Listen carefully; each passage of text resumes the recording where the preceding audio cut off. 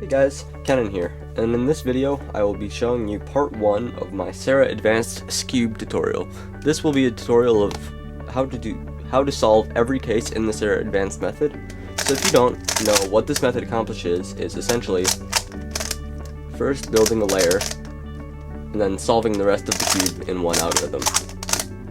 So as you can see, that took 2 sledges versus perhaps doing it like this and having something left over.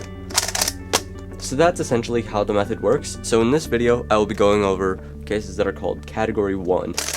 These are what you know as either sledgehammer or hedge slammer cases. To start off with, you'll be very happy because there's only one real type of case that you need to learn how to do for this set. It also helps to know how a sledgehammer works. Let me show you. So essentially, a sledgehammer does the following. When you do it, it swaps these 2 centers on U and F and these 2 centers, as well as orienting or misorienting some corners. So essentially, it's this case. It looks like this, and you recognize it because this R center is solid with the red side of the layer, I guess. So you see how this is solid and this is solid? So doing this will give me an H-perm. So this is known as the H-perm skip case. When you see this case, you simply, instead of doing, in this case I have a sledge, and so instead of doing this sledge, I'm going to do Y2 sledge, Y2 hedge.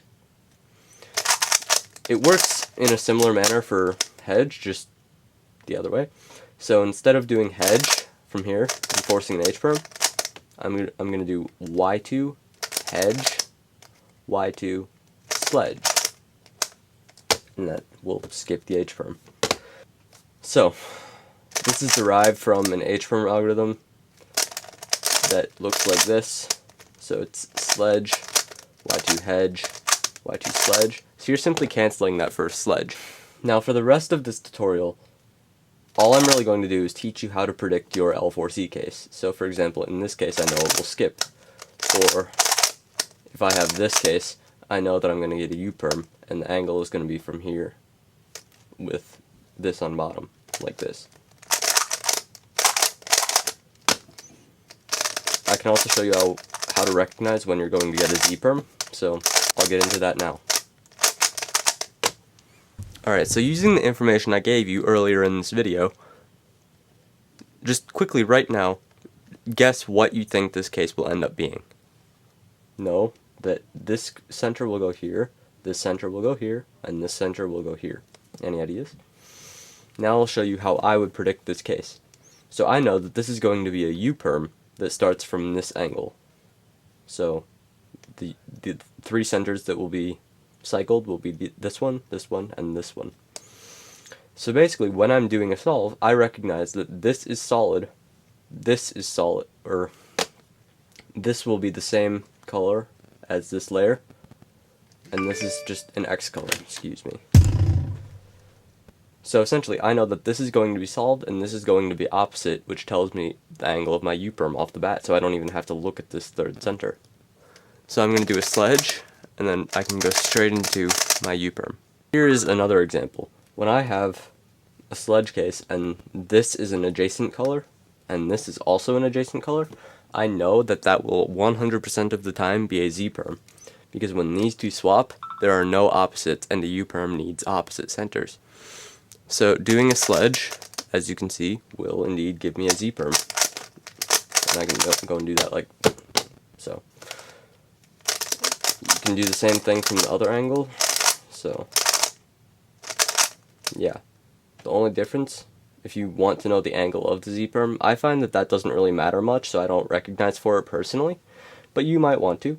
So the difference between them, to know if you're going to have to rotate for it like this, is if these 2 are opposite of this top center, then you will have to do a rotation for the Z-perm. And if they are the same, then you will not have to rotate for the Z-perm, and you can actually cancel into it, but that's a little bit more advanced, and we won't go there right now. Alright, taking a look at this case briefly, you may think it's going to be a Z-perm, but it's actually going to be a U-perm, because this center is opposite. So as you can see, that's going to come over here and be solid.